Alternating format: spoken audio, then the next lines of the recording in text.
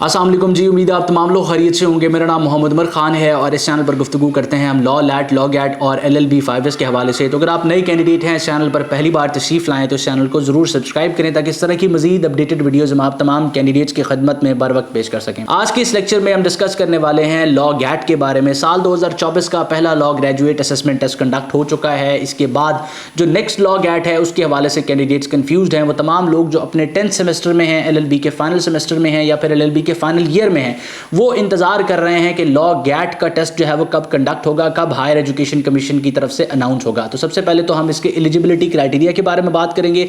उसके बाद मैं एक्सपेक्टेड डेट्स जो होंगी वो भी आपके साथ शेयर करूंगा। साथ साथ हम एक्सटर्नल लॉ करने वाले स्टूडेंट्स के बारे में भी इस चैनल पर डिस्कस करेंगे। अगर बात करें हम एलिजिबिलिटी क्राइटेरिया के बारे में, तो अक्सर औकात में स्टूडेंट्स को कहा करता हूं कि जो एडवर्टाइजमेंट हायर एजुकेशन कमीशन की तरफ से डिस्प्ले की जाती है उसमें ये तमाम डिटेल्स जो है वो मेंशन होती हैं। अगर हम उनका जो है वो एक क्लोज मुलाहिजा करें तो उसमें जो है वो बखूबी हमें नजर आ जाएगा कि वो तमाम लोग जो अपनी फाइनल ट्रांसक्रिप्ट जो है वो हासिल कर चुके हैं वो लोग एलिजिबल हैं अप्लाई करने के लिए। इसका मतलब ये हुआ कि वो लोग जो अभी LLB के 9th सेमेस्टर में हैं या LLB के 10th सेमेस्टर में हैं या अपने फाइनल ईयर में हैं और उनका रिजल्ट डिक्लेयर नहीं हुआ, वो लोग लॉ गैट में अप्लाई करने के लिए एलिजिबल नहीं हैं। अब एक सिनेरियो क्रिएट करते हैं कि फॉर एग्जांपल लॉ गैट का टेस्ट जो है वो अगले महीने आ जाता है और आप लोगों ने आज अपने फाइनल एग्जाम्स दे दिए हैं और लॉ गैट के टेस्ट में अप्लाई करने की लास्ट डेट से पहले आपका रिजल्ट फाइनल डिस्प्ले नहीं हो रहा, एज पर दी एडवर्टाइजमेंट आप एलिजिबल नहीं है। तो अब स्टूडेंट्स कंफ्यूज होते हैं कि ये लॉ गैट हमसे मिस हो गया तो इसका मतलब हमारा लाइसेंस जो है वो डिले हो जाएगा। तो ऐसा बिल्कुल नहीं है।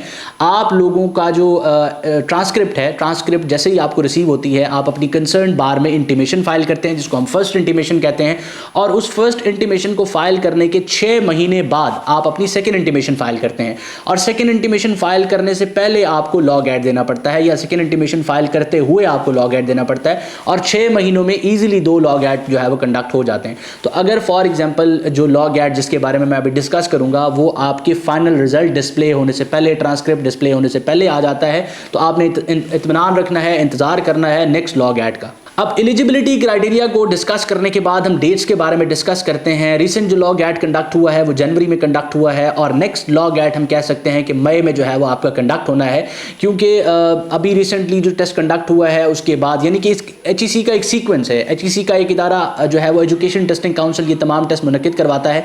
अभी जो है वो सबसे पहले लॉ गैट हुआ है, उससे पहले C लॉ हुआ था, फिर लॉ गैट हुआ, फिर लॉ एडमिशन टेस्ट हुआ जो कि एंट्रेंस एग्जाम है। अब इसके बाद दोबारा से पहले C लॉ कंडक्ट किया जाएगा, फिर लॉ गैट का टेस्ट अनाउंस होगा।